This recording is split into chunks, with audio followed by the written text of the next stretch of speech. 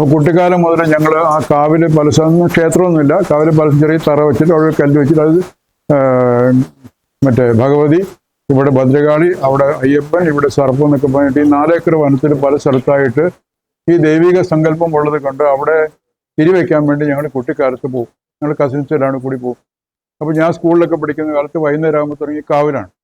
അപ്പോൾ കുഞ്ഞുനാളിൽ മുതൽ ഈ കാവിലെ സസ്യലതാദികളെയും അവിടുത്തെ ജന്തുജാലങ്ങളെയും പക്ഷിജാലങ്ങളെയും കണ്ട് വളർന്നുകൊണ്ട് തന്നെയാണ് ഞാൻ BSc ബോട്ടണി എടുത്ത് പഠിച്ചു, MSc ബോട്ടണി പഠിച്ചു. കോഴിക്കോട് യൂണിവേഴ്സിറ്റി റിസർച്ച് ചെയ്യാൻ പോയത് മെഡിസിനൽ പ്ലാന്റ്സിലാണ്. എനിക്ക് PhD കംപ്ലീറ്റ് ചെയ്യാൻ പറ്റിയില്ല. എന്നാലും എനിക്ക് റബ്ബർ ബോട്ടിലാണ് ജോലി കിട്ടിയത്. ഇപ്പോൾ പെൻഷൻ പറ്റിയിരിക്കുകയാണ്. എങ്കിലും എനിക്ക് അരി മേടിക്കാനുള്ള പൈസ കിട്ടുന്ന ഒരു മരമാണല്ലോ, ഹീബിയ ബ്രസീലിയൻസിസ് ആണ് എനിക്ക് ഇപ്പോഴും അരി വാങ്ങിക്കാനുള്ള പൈസ തരുന്നത്. അപ്പം ഇന്ന് എനിക്കോട് തന്നിരിക്കുന്ന വിഷയം എന്ന് പറഞ്ഞാൽ പ്രകൃതി വിഭവങ്ങളും പരിസ്ഥിതി സംരക്ഷണമാണ്. പ്രകൃതി വിഭവങ്ങൾ നമുക്കറിയാമല്ലോ, നമുക്ക് 2 തരത്തിലുള്ള പ്രകൃതി വിഭവങ്ങൾ. ഒന്ന് പുനരുപയോഗിക്കാൻ പറ്റുന്നത്, അതിന് പറ്റാത്ത സംഗതികളാണ് കൂടുതൽ. നമ്മുടെ ഈ ഫോസിൽ ഇന്ധനങ്ങളെല്ലാം നമുക്ക് അത് തീർന്നു കഴിഞ്ഞാൽ പോയി, അതിങ്ങനെ ഓരോ ദിവസം ചെല്ലുന്നത് ക്ഷയിച്ചുകൊണ്ടിരിക്കുകയായിരിക്കും, അത് തീർന്നാൽ പോയി. ബാക്കി നമുക്ക് ഉപയോഗിക്കാൻ പറ്റുന്ന സാധനങ്ങൾ, നമുക്ക് മണ്ണ്, അതുപോലെ വായു, അതുപോലെ ജലം, സൺലൈറ്റ്, ഇഷ്ടം പോലെ സൂര്യപ്രകാശം. ഈ സംഗതിയെ കുറിച്ചിട്ടാണ് ഞാനിവിടെ 2 വാക്ക് പറയാൻ ഉദ്ദേശിക്കുന്നത്. കാരണം എത്രയോ വർഷങ്ങൾക്ക് മുമ്പ് നമ്മുടെ നാട്ടിൻപുറത്ത് മണ്ണെല്ലാം വളരെ ശുദ്ധമായിട്ടുള്ള മണ്ണായിരുന്നു. ഏത് ജീവജാലങ്ങൾക്കും അവർക്ക് ജീവിക്കണമെങ്കിൽ, വസിക്കണമെന്നുണ്ടെങ്കിൽ ശുദ്ധമായിട്ടുള്ള മണ്ണ് ആവശ്യമാണ്. നമ്മൾ അന്നൊക്കെ കർഷകർ, ഞങ്ങൾക്ക് കുട്ടിക്കാലം മുതൽ ഞാൻ കർഷകനാണ്. ഞങ്ങൾക്ക് 5 ഏക്കറോളം നെൽകൃഷി എൻ്റെ കുടുംബത്തിലുണ്ടായിരുന്നു. ഞങ്ങളുടെ തറവാടും ചുറ്റുമായിട്ട് 100 ഏക്കറോളം നെൽകൃഷി ഉണ്ടായിരുന്നു. പാർട്ടീഷൻ ചെയ്ത് വന്നപ്പോൾ എൻ്റെ അമ്മയ്ക്ക് കിട്ടിയത് 5 ഏക്കർ നെൽകൃഷി, 2 ഏക്കർ പറമ്പുമാണ്. അവിടെയുള്ള കൃഷിയൊക്കെ ചെയ്തിട്ടാണ് ഞാൻ കുട്ടിക്കാലം മുതൽ. എനിക്ക് കൃഷിപ്പണിയുടെ എല്ലാ കാര്യങ്ങളും അറിയാം. എനിക്ക് ഉഴുവാൻ അറിയാം, പറമ്പ് കളിക്കാൻ അറിയാം, എല്ലാ കാര്യങ്ങളും അറിയാം. കുഞ്ഞുനാളിലെ മുതൽ എൻ്റെ അച്ഛൻ, ഞങ്ങൾക്ക് വീഗാലാൻഡിൻ്റെ അടുക്ക് ഒരു വീട്ടിൽ നിന്ന് ഒരു 6 കിലോമീറ്റർ മാറിയിട്ട് അവിടെ 2 കണ്ടം കൃഷി ചെയ്യാനുണ്ടായിരുന്നു. അവിടെ ഉഴുവാനായിട്ട് 2 കാളയും കൊണ്ട് ഇവിടെ നിന്ന് പോകുമ്പോൾ ഞാൻ സ്കൂളിൽ പഠിക്കുന്ന എനിക്ക് അവധി ഉണ്ടെങ്കിൽ അച്ഛൻ എന്നെയും കൂട്ടും. എനിക്കൊരു പാള പോലെ ഉണ്ടാക്കിയിട്ട്, ഒരു സഞ്ചി പോലെ സാധനം ഉണ്ടാക്കിയിട്ട്, ഈ കാളകൾ നടക്കുമ്പോൾ അവിടെ ചെല്ലുമ്പോൾ 3-4 പ്രാവശ്യം ചാണകം ഇടും. ആ ചാണകം വേറൊരു പാളയും കൊണ്ട് കോരി ഈ സഞ്ചിക്കകത്താക്കണ എൻ്റെ പണിയാണ്. എന്നിട്ട് അവിടെ കൊണ്ടുപോയി നമ്മുടെ കണ്ടത്തിലിടുക. ഇതാണ് എൻ്റെ കൃഷിയായിട്ടുള്ള ബന്ധം. അതുകൊണ്ട് ഞാൻ ഇപ്പോഴും, എനിക്ക് 72 വയസ്സായി. കഴിഞ്ഞ 9 വർഷം കളമശ്ശേരി മുനിസിപ്പാലിറ്റിയിലെ ഏറ്റവും നല്ല നൂതന കർഷകനുള്ള അവാർഡ് കിട്ടിയത് എനിക്കാണ്. ഞാൻ ഇന്നലെയും മിനിങ്ങാന്നൊക്കെ 2 മണിക്കൂറോളം രാവിലെയും വൈകുന്നേരം എൻ്റെ പറമ്പിൽ കൃഷി ചെയ്തുകൊണ്ടിരിക്കും. പക്ഷേ ജൈവ കൃഷി ചെയ്താൽ നമുക്ക് അറിയാലോ, ഏത് കൃഷിയും വ്യാപകമായിട്ട് ചെയ്യണമെന്നുണ്ടെങ്കിൽ രാസവളവും രാസകീടനാശിനിയും ഉപയോഗിച്ചിട്ടാണ് ചെയ്ത് നമുക്ക് മാർക്കറ്റ് വരുന്ന സാധനങ്ങൾ മുഴുവനും, കാണാൻ ഭംഗിയുള്ള സാധനങ്ങൾ മുഴുവനും. ഒരു ഉദാഹരണം ഞാൻ പറയാം. നിലമ്പൂർ ജോലി ചെയ്യുന്ന സമയത്ത് അവിടെ മഞ്ചേരിക്കടുത്ത് വെറ്റിലപ്പാറ എന്ന സ്ഥലമുണ്ട്, ഒരു ഗ്രാമം, കുടിയേറ്റ പ്രദേശമാണ്. അവിടെ ധാരാളം റബ്ബർ കൃഷി ചെയ്യുമ്പോൾ നമ്മൾ 3 വർഷം വരെ ഇന്റർക്രോപ്സ് അനുവദിച്ചിട്ടുണ്ട്. അവിടെ എല്ലാം പച്ചക്കറി കൃഷി ചെയ്യുന്ന ആൾക്കാരാണ്. അപ്പോൾ അവിടെ പാവൽ കൃഷിക്ക് വളരെ പ്രാധാന്യമുള്ള സ്ഥലമാണ് വെറ്റിലപ്പാറ ഗ്രാമത്തിന് മുഴുവനും. അപ്പോൾ ഇവിടെ നമ്മുടെ എറണാകുളത്ത് നിന്നും ആലപ്പുഴയിൽ നിന്നൊക്കെയുള്ള കച്ചവടക്കാർ പോയിട്ട് അവിടെ അഡ്വാൻസ് പൈസ കൊടുത്തിട്ട് കൃഷിക്കാരെ കൊണ്ട് പാവൽ കൃഷി ചെയ്യിക്കാം. അവിടെ ചെല്ലുമ്പോൾ സ്ഥിതി എന്താ അറിയോ, നല്ല നീളമുള്ള ഒരു പാത്രത്തിനകത്ത് വെള്ളം നിറച്ചിട്ട് അതിനകത്ത് ചുരുളനം കലക്കിയ വെള്ളം ഓരോ പാവയ്ക്കയും മുക്കുക. എന്തെങ്കിലും സുക്കേട് വരുമോ പാവയ്ക്കയ്ക്ക്? ഒന്നും വരില്ല. ഇത്ര നീളമുള്ള പാവയ്ക്ക ഒരെണ്ണം 1/2 കിലോ ഉണ്ടാവും. അങ്ങനത്തെ പാവയ്ക്ക അവിടെ നിന്ന് ഈ തെങ്ങിൻ്റെ ഓലയും കൊണ്ട് ഉണ്ടാക്കുന്ന വലിയ സഞ്ചി പോലെ സാധനത്തിലാക്കിയിട്ടാണ് ഇങ്ങനെ എറണാകുളത്തേക്ക് മാർക്കറ്റ് ചെയ്ത് വരുന്നത്. കുറേ പരാതിയൊക്കെ വന്നു കഴിയുമ്പോഴത്തേക്ക് കൃഷിക്കാർ അതൊക്കെ ഇപ്പോൾ ഒഴിവായി. കൃഷിഭവൻ്റെയൊക്കെ നേതൃത്വത്തിൽ ധാരാളം പേര് അതിനെതിരായി കഴിഞ്ഞപ്പോഴത്തേക്ക് അതൊക്കെ ഒഴിവായി. അപ്പോൾ നമ്മുടെ മണ്ണിൻ്റെ ആ ഒരു ഫലഭൂയിഷ്ഠത, മണ്ണിൻ്റെ ഒരു ഉർവരത, അതൊക്കെ നമ്മൾ തന്നെ കളഞ്ഞു. നമ്മൾ മണ്ണിൽ എന്ന് രാസവളം ചെയ്യാൻ തുടങ്ങിയോ അതിനകത്ത് മുഴുവൻ മണ്ണ് നമ്മൾ വിഷലിപ്തമാക്കി കഴിഞ്ഞു.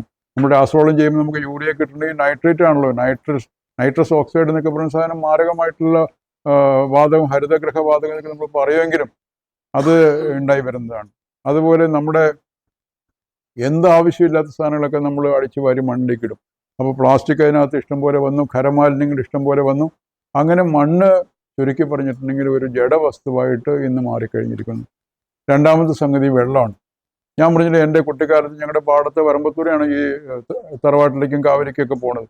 അപ്പോൾ പോണ വഴിക്ക് നമുക്ക് ദാഹം തോന്നിക്കഴിഞ്ഞിട്ടുണ്ടെങ്കിൽ ഞാൻ 4 കിലോമീറ്റർ നടന്ന സ്കൂളിൽ നിന്ന് വന്നത്. സ്കൂളിൽ വന്ന് എന്തെങ്കിലും കഴിച്ചിട്ടാണ് നേരെ കാവിലേക്ക് പോകുമ്പോൾ ദാഹം തോന്നിക്കഴിഞ്ഞാൽ ആ തോട്ടിക്കൂടി ഒഴുകുന്ന വെള്ളം എടുത്ത് ഇങ്ങനെ കുടിക്കാം, ഒരു കുഴപ്പമില്ല.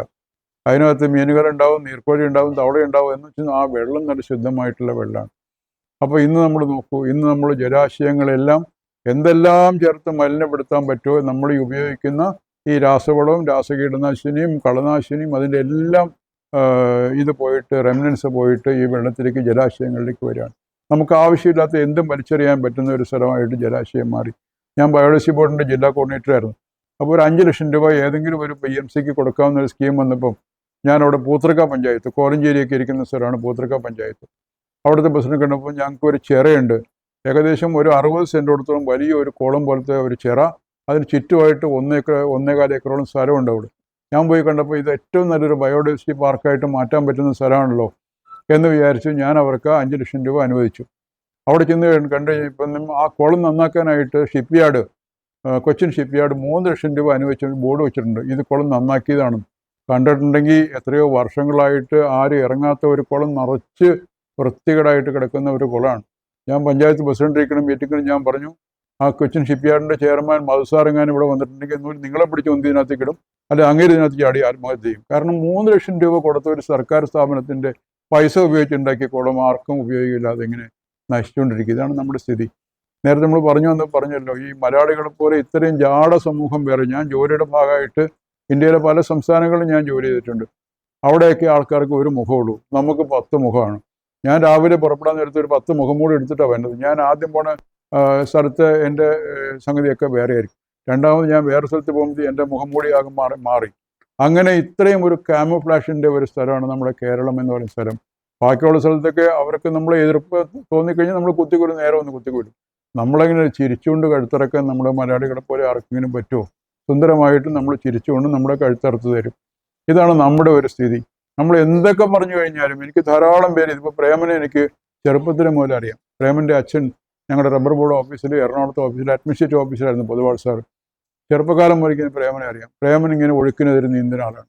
അതുപോലെ എടവനക്കാട് മനോജ്, അവിടെ കണ്ടൽ കൃഷിക്ക് വേണ്ടിയിട്ട് മാത്രം ജീവിതം ഒഴിഞ്ഞു വെച്ച ഒരു കാണുമല്ലോ, വൈപ്പിനും പറവൂരൊക്കെ ഉള്ള ആൾക്കാരുണ്ടല്ലോ അവിടെ.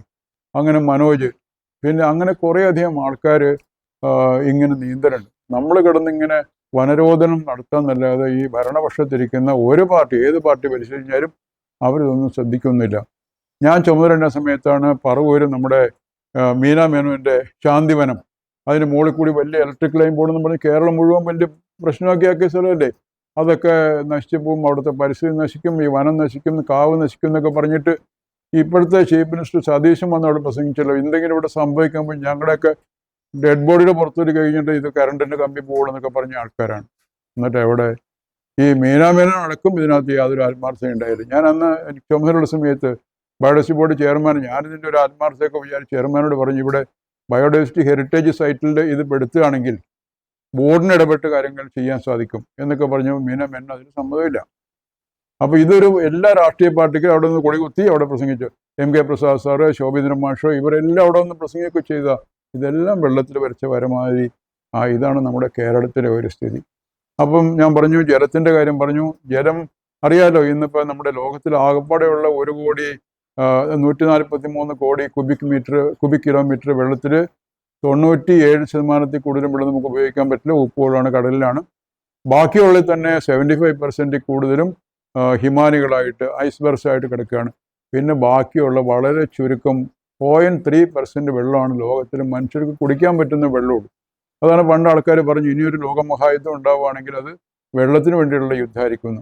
അപ്പോൾ നമ്മൾ ഈ വെള്ളം സൂക്ഷിക്കേണ്ടത് നമ്മുടെ ഒരു ചുമതലയായിട്ട് നമ്മുടെ കുട്ടികളെ പറഞ്ഞ് മനസ്സിലാക്കേണ്ടത് നമ്മുടെ കാലഘട്ടത്തിൻ്റെ ആവശ്യം. രണ്ടാമത്തെ കാര്യം നമ്മുടെ വായുവാണ്. അറിയാലോ, ഡൽഹിയിലൊക്കെ ഇപ്പം ശുദ്ധവായു ശ്വസിക്കാനായിട്ട് ഓക്സിജൻ പാർലറുകളുണ്ട് അവിടെ. അപ്പോൾ ആ പാർലറിൽ പോയിട്ട് നമുക്ക് ഇങ്ങനെ കാശ് കൊടുത്തിട്ട് നമുക്ക് ഓക്സിജൻ ശ്വസിക്കാം. നമ്മുടെ ഇവിടെ കുട്ടികൾക്കൊക്കെ പണ്ട് നമ്മൾ വാട്ടർ ബോട്ടിൽ കൊടുത്തു വിടായിരുന്നു. ഇല്ല, എൻ്റെ കുട്ടികൾക്ക് കൊടുത്തു വിട്ടിട്ടില്ല. ഇപ്പോൾ അവരുടെ മക്കളായപ്പോഴത്തേക്കും വാട്ടർ ബോട്ടിൽ കൊടുത്തിട്ടാണ് സ്കൂളിലേക്ക് കയറ്റില്ല. അപ്പോൾ അങ്ങനത്തെ ഒരു സ്ഥിതി വന്ന് കുറച്ച് കാലം കഴിയുമ്പോഴത്തേക്കും നമ്മുടെ കേരളത്തിലും ഒരു ഓക്സിജൻ സിലിണ്ടർ ചെറുതൊരെണ്ണം പുറകെ കെട്ടി തൂക്കി 2 മൂക്കിലേക്ക് കൊയിലും വെച്ചുകൊണ്ട് പോകേണ്ടി വരും കുട്ടികൾ. ഇതാണ് നമ്മുടെ ഒരു ഇവിടുത്തെ സ്ഥിതി. അപ്പോൾ നമ്മുടെ ഈ വാഹനങ്ങളുടെ ഉപയോഗം കുറയ്ക്കുക, ഷെയർ ചെയ്യുക, അങ്ങനത്തെ കാര്യങ്ങളൊക്കെ ഇഷ്ടംപോലെയൊക്കെ മനസ്സിലുണ്ടെങ്കിൽ പോലും എല്ലാവരും നമ്മൾ സ്വാർത്ഥന്മാരല്ലേ നമ്മുടെ ആൾക്കാർ. എൻ്റെ കിയ വണ്ടി അല്ലെങ്കിൽ എൻ്റെ മറ്റേ സാധനം എടുത്തുകൊണ്ട് ഞാൻ റോട്ടിൽ കൂടി തന്നെത്താനെ ഓടിച്ചു പോകും. അപ്പുറം ഇപ്പുറേക്ക് ആരും പോകും, എനിക്ക് പ്രശ്നമല്ല. ഇതാണ് നമ്മുടെ നാട്ടിലെ ഒരു സ്ഥിതി. ഇതാണ്.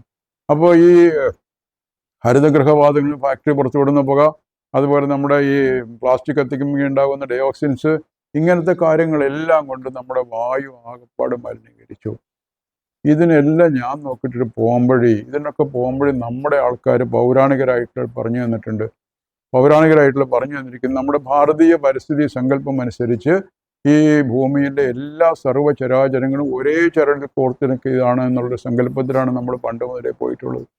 നമ്മുടെ ശ്ലോകം ഉണ്ടല്ലോ, ദശഗോപ സമോവാപി എന്നുള്ള ശ്ലോകം ഉണ്ടല്ലോ, 10 പുത്രന്മാർക്ക് സമമാണ് ഒരു മരം. ഇത് ഇന്നും ഇന്നലെയും പറഞ്ഞതല്ല, ആയിരക്കണക്കിന് വർഷങ്ങൾക്ക് മുമ്പ് മത്സ്യപുരാണം എന്ന് പറഞ്ഞ അതിനകത്ത് പറഞ്ഞിരിക്കുന്ന സാധനമാണ്. അതുപോലെ തന്നെ ഒരു ടിപ്പിക്കൽ ബയോഡൈവേഴ്സിറ്റി പാർക്ക് എങ്ങനെ വേണം, അതും ഒരു ശ്ലോകമാണ്. അശ്വത്ഥമേകം പിചുമന്ദമേകം നൈഗ്രോധമേകം ദശതിന്ദ്രണീച്ച കവിത്ഥ വില്വാമലകത്രയം ച പഞ്ചാമ്രവാപി നരകം ന പശ്യത്നാണ്. അശ്വത്ഥം എന്ന് പറഞ്ഞ ഒരു അരയാല്, വിജുമന്തം എന്ന് പറഞ്ഞാൽ ഒരു ആര്യവേപ്പ്, നൈഗ്രോധം എന്ന് പറഞ്ഞിട്ടുണ്ടെങ്കിൽ ഒരു പേരാല്, തിന്ദ്രണി എന്ന് പറഞ്ഞ വാളംപൊടി 10 അപ്പോൾ മറ്റത് 3 ഓരോന്ന് വാളംപൊടി 10. പിന്നെ കവിത്ഥം, വില്വം, ആമലകം. കവിത്ഥം എന്ന് പറഞ്ഞാൽ വുഡ് ആപ്പിൾ എന്ന സാധനമാണ്, ഇവിടെ ഇല്ല. നമ്മൾ ഗണപതിയുടെ ശ്ലോകമൊക്കെ പറഞ്ഞ കവിത്ഥ ജംബു വലസാര ഭക്ഷ്യ എന്നൊക്കെ പറഞ്ഞ് തൊഴിവാറില്ല. അത് കവിത്ഥം എന്ന് പറഞ്ഞ വുഡ് ആപ്പിൾ എന്ന് പറഞ്ഞ മരമാണ്. അപ്പോൾ അത് 3 വീതം, ത്രയം എന്ന് പറഞ്ഞ് 3 വീതം. പഞ്ചാമ്രം എന്ന് പറഞ്ഞ മാവ് 5. പഞ്ചാമ്ര വാപി, വാപി എന്ന് പറഞ്ഞ കുളം. ഇത്രയും മരങ്ങളും നട്ടുപിടിപ്പിച്ച് അതിലൊരു കുളം കൂടി ഒഴിച്ചു വയ്ക്കുന്ന ഒരാൾക്ക് നരകത്തിനെ കുറിച്ച് ചിന്തിക്കേണ്ട ആവശ്യമില്ല എന്ന് പറഞ്ഞിരിക്കുന്നത് അന്നത്തെ കാലത്ത് ശാർംഗധര സംഹിത എന്ന് പറഞ്ഞ ഒരു ഇതിൽ പറഞ്ഞിരിക്കുന്നതാണ്. ഇതൊക്കെ നമുക്ക് പറഞ്ഞു തന്നിട്ടുണ്ട്. നമ്മുടെ ജീവിതത്തിലെ എല്ലാ കാര്യങ്ങളും, നമ്മുടെ ആചാരങ്ങളും അനുഷ്ഠാനങ്ങളും ദിനചര്യകളും എല്ലാം ഈ പ്രകൃതി സംരക്ഷണത്തിന് വേണ്ടി പറഞ്ഞിട്ടുള്ളതാണ്. നമ്മൾ രാവിലെയൊക്കെ ഞാനൊക്കെ പഠിച്ചിരിക്കുന്ന കുഞ്ഞ് രാവിലെ എഴുന്നേറ്റ് വരുമ്പോൾ തന്നെ നമ്മൾ ബെഡിൽ നിന്ന് കഴിഞ്ഞ് നേരെ ഓടിച്ചാടി അക്കുസിലേക്ക് പോയി കഴിഞ്ഞ് മിക്കവാറും തലകുത്തി മുറിഞ്ഞ് വീഴും. അതിന് പകരം നമ്മൾ അവിടെ എഴുന്നിട്ട് കരാഗ്രേ വസതേ ലക്ഷ്മി കരമധ്യേ സരസ്വതി കരമൂലേതു ഗോവിന്ദ പ്രഭാതേ കരദർശനം സമുദ്രവസനേ ദേവി പർവ്വതസ്ഥാനമണ്ഡലേ വിഷ്ണുപത്നി നമസ്തഭ്യം പാദസ്പർശം ക്ഷമസമേ. അമ്മയുടെ നെഞ്ചത്തേക്ക് ഞാൻ കാലെടുത്ത് വെക്കാൻ പോകണം, എന്നോട് ക്ഷമിക്കണേ എന്ന് ക്ഷമാപണം നടത്തിയിട്ട് വേണം അങ്ങനെ പറയണു. പക്ഷേ ഇതിൻ്റെ ശാസ്ത്രവശം എന്താണെന്ന് അറിയാമോ? ഒരു 3 മിനിറ്റ് നമ്മൾ റെസ്റ്റ് എടുക്കണം, എഴുന്നേറ്റ് കട്ടിലിൽ തന്നെ ഇരിക്കണം. അതിരുന്നിട്ട് അവിടെ നിന്ന് ജനഗണമന പാടാൻ പറഞ്ഞ് നമ്മൾ പാടുമോ? ഇല്ല. ഇത് ആചാരവുമായിട്ട് ബന്ധപ്പെടുത്തി കഴിഞ്ഞ് നമ്മൾ ചെയ്തു പോകും. കാരണം അന്നത്തെ കാര്യമൊക്കെ അങ്ങനെയാണല്ലോ, ആചാരമായിട്ടും അനുഷ്ഠാനമൊക്കെ ആയിട്ട് ബന്ധപ്പെടുത്തി നമ്മൾ അനുവർത്തിക്കും. അതുകൊണ്ട് അന്നത്തെ കാലത്തെ ആൾക്കാർ ഇത് നമുക്ക് പറഞ്ഞു തന്നേക്കണം. പിന്നെ പറഞ്ഞിരിക്കുന്നത് നമ്മൾ നഗ്നപാതരായിട്ട് നടന്ന് ക്ഷേത്രകുളത്തിൽ പോയി കുളിക്കണം. നഗ്നപാതരായിട്ട് അന്നത്തെ കാലം നടക്കുമ്പോഴത്തേക്കും ഇതുപോലത്തെ ചരളി ചവിട്ടി പോകുമ്പോൾ നമ്മുടെ കാലിന് ശരിക്കും ഒരു അക്യുപങ്ക്ചറിൻ്റെ എഫക്റ്റാണ് വരിക. അത് അവിടെ ചെന്ന് കുളത്തിൽ പോയി കുളിച്ചു, ക്ഷേത്ര ദർശനം നടത്തി, പ്രദക്ഷിണമൊക്കെ വയ്ക്കുമല്ലോ. പ്രദക്ഷിണം എന്ന് പറഞ്ഞിരിക്കുന്നത് ഒരു പൂർണ്ണ ഗർഭിണിയായിട്ടുള്ള ഒരു സ്ത്രീ ഒരു കുടം നിറച്ച് എണ്ണ തലയിൽ വെച്ച് എങ്ങനെ നടക്കാൻ പറ്റുമോ അത്രയ്ക്ക് സ്പീഡിലേ നടക്കാൻ പാടുള്ളൂ. പ്രദക്ഷിണം നാമങ്ങൾ ഉരുവിട്ടുകൊണ്ട് പതുക്കെ പതുക്കെ നടക്കണമെന്നാണ് പ്രദക്ഷിണം പറഞ്ഞിരിക്കുന്നത്. അമ്പലത്തിൽ എത്ര പ്രദക്ഷിണം വെച്ചാലും കുഴപ്പമില്ല. അമ്പലത്തിന് മുമ്പിൽ നിൽക്കുന്ന അരയാലിന് 7 പ്രദക്ഷിണ പറഞ്ഞിരിക്കണേ. എന്താ? അത്രയും സമയം അവിടെ കിട്ടണം. അതാണ് വയസ്സുകാലത്തൊക്കെ നമുക്ക് ആ ആൾത്തറയിൽ പോയിരുന്ന് സൊറ പറഞ്ഞുകൊണ്ടിരിക്കുക, പഴയ സർവീസ് സ്റ്റോറിയൊക്കെ പറഞ്ഞുകൊണ്ടിരിക്കുക. ഇതൊക്കെ ഇരുന്നിട്ടുണ്ടെങ്കിൽ അതിൻ്റെ ഗുണം നമുക്ക് ശുദ്ധമായിട്ടുള്ള ഓക്സിജൻ കിട്ടും. അരയാലിൻ്റെ പ്രാധാന്യം, വൃക്ഷരാജാവ് എന്ന് പറയുന്ന അരയാലിനെ അതിലും ബന്ധപ്പെടുത്തിയേക്കാണ്. എന്താ? മൂലതോ ബ്രഹ്മരൂപായ മധ്യതേ വിഷ്ണുരൂപിനെ അഗ്രതോ ശിവരൂപായ വൃക്ഷരാജായ തേ നമ. അരയാലിനെ കുറിച്ച് പറഞ്ഞേക്കണതാ. ഇത് പറഞ്ഞേക്കണ എന്താ? അരയാലിൻ്റെ പ്രാധാന്യം. ഒരു മരം സംരക്ഷിക്കപ്പെടുകയാണ് അവിടെ, അത്രയും ഓക്സിജൻ നമുക്ക് കിട്ടുകയാണ്. അതുപോലെ നമ്മുടെ ഈ നക്ഷത്ര വനം സങ്കല്പമുണ്ട്. ഓരോ നക്ഷത്രങ്ങൾക്ക് ഓരോ മരം ഉണ്ടല്ലോ, 27 നക്ഷത്രങ്ങൾക്ക് ഓരോ വനമുണ്ട്. അതുപോലെ നവഗ്രഹങ്ങൾക്ക് ഓരോ വനമുണ്ട്. അതിൽ സാറ് പറഞ്ഞ മാതിരി കറുകയും ദർഭ്യടക്കം പുല്ലടക്കം അതിനകത്ത് പ്രാധാന്യത്തോടു കൂടി കൊടുത്തിരിക്കുന്ന രാഹുവിൻ്റെയും കേതുവിൻ്റെയും ദർഭയും കറുകയാണ്. അപ്പോൾ കണ്ടോ, ഇതെല്ലാം നമ്മൾ പ്രാധാന്യത്തോടു കൂടി അന്ന് നമ്മുടെ ആചാരമായിട്ടും അനുഷ്ഠാനമായിട്ടും ദിനചര്യമായിട്ടും ബന്ധപ്പെടുത്തിയിരിക്കുന്നു. സപ്തർഷി വനമുണ്ട്, 7 മരം അങ്ങനെ സംരക്ഷിക്കപ്പെടും. രാശിവൃക്ഷോദ്യാനമുണ്ട്. നമ്മുടെ സോഡിയാക് സയൻസിൽ ഏരീസ് മുതൽ പീസസ് വരെ, മേടൻ രാശി മുതൽ മീനൻ രാശി വരെയുള്ള 12 വൃക്ഷങ്ങളുണ്ട്. ആ 12 വൃക്ഷങ്ങൾ നമ്മൾ സംരക്ഷിക്കാൻ പറഞ്ഞിരിക്കുക. അതുപോലെ തന്നെ വേറെ പറഞ്ഞിരിക്കുന്ന ഓരോ കാര്യം, ഇത് സംരക്ഷിക്കാൻ വേണ്ടി പറഞ്ഞിരിക്കുന്ന ഓരോ കാര്യം. ഇപ്പോൾ ചേരുമരമുണ്ട്. ഇപ്പോൾ ഞങ്ങളുടെ കാവിലെ ചേരുമരം ഹോളികാരനെ അർണോട്ട് ചെയ്യാൻ, അതിൻ്റെ അടുത്ത് ചെന്ന് ചെറിയ ആൾക്കാർക്ക് റിയാക്ഷൻ ഉണ്ടാവും. കാരണം അതിൻ്റെ പരാഗണം നടക്കുന്ന സമയത്തോ അല്ലെങ്കിൽ ചാറം പൊട്ടിക്കഴിഞ്ഞാൽ നമുക്ക് ശരീരം മുഴുവൻ ചൊറിഞ്ഞ് തടിച്ച് അത് മരണത്തിലേക്ക് വരെ കലാശിക്കും കേട്ടോ. അപ്പോൾ അങ്ങനത്തെ ഉള്ള ആൾക്കാർ എന്ത് ചെയ്യണമെന്ന് പറഞ്ഞിരിക്കുന്നത്, ചേര് പൊരുതി കഴിഞ്ഞാൽ താന്നി മരത്തിന് ചുറ്റും പ്രദക്ഷിണം വെച്ചാൽ മതി എന്ന് പറഞ്ഞിരിക്കണം. ചേര് പൊരുതി കഴിഞ്ഞാൽ താന്നി മരത്തിന് ചുറ്റും പ്രദക്ഷിണം വെക്കണം. പ്രദക്ഷിണം എന്ന് പറഞ്ഞാൽ എന്താ? ഞാൻ നേരത്തെ പറഞ്ഞ സാധനമാണ് പ്രദക്ഷിണം. അത് വയ്ക്കാൻ നേരത്ത് എന്നോട് സ്കിൻ ഡോക്ടർ, കോഴിക്കോട്ടുള്ള ഡോക്ടർ രാമൻ എന്ന് പറഞ്ഞിട്ട് സ്കിൻ ഡോക്ടർ ഉണ്ട്. അദ്ദേഹം പറഞ്ഞത്, നിങ്ങൾക്ക് ശരീരം ചൊറിയാൻ തുടങ്ങിക്കഴിഞ്ഞാൽ അതിൽ ഏറ്റവും ക്യൂർ എന്ന് പറയുന്നത് മാന്താതിരിക്കുക എന്നുള്ളതാണ്. ഒരു 10 മിനിറ്റ് നേരം മാന്താതിരുന്നേ നിങ്ങളുടെ ചൊറിച്ചിൽ കുറയും. അപ്പോൾ അതുപോലെ ചേര് പോലെ നമുക്ക് ചൊറിയാൻ തുടങ്ങിക്കഴിഞ്ഞിട്ടുണ്ടെങ്കിൽ താന്നി മരത്തിന് ചുറ്റും ഞാൻ നേരത്തെ പറഞ്ഞ മാതിരി പ്രദക്ഷിണം വെച്ചൊരു 10 മിനിറ്റ് കഴിയുമ്പോഴത്തേക്കും ചൊറിച്ചിൽ മാറും. അതാണ് അതിൻ്റെ ശാസ്ത്രീയമായിട്ടുള്ള വശം. അതുകൊണ്ട് താന്നി മരത്തിൻ്റെ ഗുണം കൊണ്ട് ചൊറിച്ചിൽ മാറുന്നതല്ല, അതിൻ്റെ ചികിത്സ നടന്നിട്ട് ചെയ്യുന്നതല്ല. അതുപോലെ ഓരോ കാര്യങ്ങളും പണ്ട് നമ്മളെ അമ്മൂമ്മമാർ പറയാറില്ലേ, മക്കളെ തുളസി നശിപ്പിക്കരുത്, തുളസി നശിപ്പിക്കഴിഞ്ഞാൽ അമ്മയ്ക്ക് പനി വരും, തുളസി നശിപ്പിച്ചാൽ അമ്മയ്ക്ക് പനി വരും.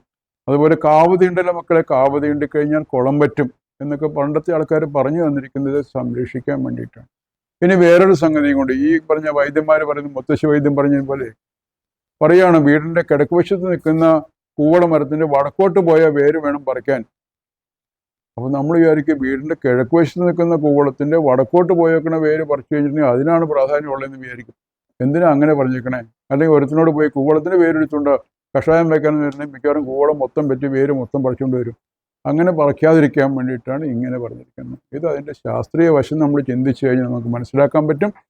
ഇതെല്ലാം പരിസ്ഥിതി സംരക്ഷിക്കാൻ വേണ്ടി നമ്മുടെ കാരണവന്മാരും നമുക്കിതൊക്കെ പണ്ട് മുതലേ പറഞ്ഞു തന്നിട്ട്, മനുഷ്യൻ്റെ ദുര കൊണ്ട് മനുഷ്യൻ്റെ ഈ ഭൂമിയെ ദോഹനം ചെയ്ത് നമ്മൾ പശുവിനെ കറന്ന് പാലെടുക്കുന്നതിന് പകരം നമ്മൾ മൊത്തം ചൂഷണം ചെയ്ത് നശിപ്പിക്കാനായിട്ടുള്ള ആ ഒരു പാശ്ചാത്യ സംസ്കാരത്തിൻ്റെ ത്വരയിൽ നമ്മളിതെല്ലാം നമ്മൾ നശിച്ചു കഴിഞ്ഞു. നമ്മുടെ റൂട്ട്സ് നമ്മൾ ചകഞ്ഞു പോകാൻ നമ്മൾ ശ്രമിച്ചിട്ടില്ല. അങ്ങനെ ഈ സംസ്കൃതത്തിൻ്റെ പ്രാധാന്യമൊക്കെ മനസ്സിലാക്കണമെങ്കിൽ മാക്സ് മുള്ളറിൻ്റെ അവിടുത്തെ പുസ്തകങ്ങൾ നോക്കേണ്ടി വരും. അപ്പോൾ ഇതെല്ലാമാണ് നമ്മൾ ചിന്തിക്കേണ്ട കാര്യം. നമ്മൾ ഈ ഹരിതമാനസ സംഗമത്തിൽ നമുക്ക് നമ്മുടെ തന്നെ ഒന്ന് പുറംതിരിഞ്ഞ് നോക്കി ഇതൊക്കെ നമുക്ക് നമ്മുടെ ആൾക്കാർ പറഞ്ഞു തന്നിട്ടുണ്ടല്ലോ. അപ്പോൾ കാവ് എന്ന് പറയുന്ന അവിടെ ദൈവിക സങ്കല്പം മറ്റേ മറിച്ചെന്നൊക്കെ ഉണ്ടെങ്കിൽ അതൊന്നും പോട്ടെ, അതൊന്നും വേണ്ട. ഒരു ചെറിയ കുട്ടിവനം ഏത് ഗ്രാമത്തിലോ അല്ലെങ്കിൽ ഏത് പട്ടണത്തിലോ നടക്കും. ഞാൻ കൊച്ചിൻ കോർപ്പറേഷൻ്റെ അവിടെ PVR ഞാൻ ഉണ്ടാക്കിയതാണ്. ആ സമയത്ത് അവിടെ മേയർ ഇരിക്കുന്ന മീറ്റിങ്ങിൽ ഞാൻ പറയും, നിങ്ങളുടെ ഈ പട്ടണത്തിനകത്ത് അവരുടെയൊക്കെ ചെറിയ വാക്ക്വേ ഒരു 10-20 മരങ്ങൾ വെച്ച് കൊടുപ്പി, അവിടെ അത്രയും ഓക്സിജൻ കിട്ടൂലേ. അങ്ങനെ ചെയ്ത് 3-4 സ്ഥലത്ത് അവർ വാക്ക്വേ ഉണ്ടാക്കിയിട്ടുണ്ട്. പനമ്പിളിനാളിലൊക്കെ മരങ്ങളൊക്കെ നട്ടുപിടിപ്പിച്ച് വാക്ക്വേ ഉണ്ടാക്കിയിട്ടുണ്ട്. അതുപോലെ ആ സുഭാഷ് പാർക്കിന് ധാരാളം മരങ്ങളുണ്ട്. അതിനൊക്കെ ബൊട്ടാണിക്കൽ നെയിമൊക്കെ എഴുതി വെച്ചിട്ടുണ്ട് കുട്ടികൾക്ക് പഠിക്കാൻ പാകത്തിന്. ഇപ്പോൾ ഞങ്ങളുടെ കാവിൽ തന്നെ ഞാൻ പറഞ്ഞല്ലോ 300 വർഷത്തിൽ കൂടുതൽ പഴക്കമുള്ള കാവാണ്. ഞാൻ ബോട്ടണിയെടുത്ത് പഠിച്ചത് അങ്ങനെയാണ്. 2007 മുതൽ ഞാൻ മിക്ക ദിവസങ്ങളും അവിടെയുള്ള ദിവസങ്ങളിൽ ഞാൻ 1 പ്രാവശ്യം 2 പ്രാവശ്യമോ കാവിൽ നടക്കും.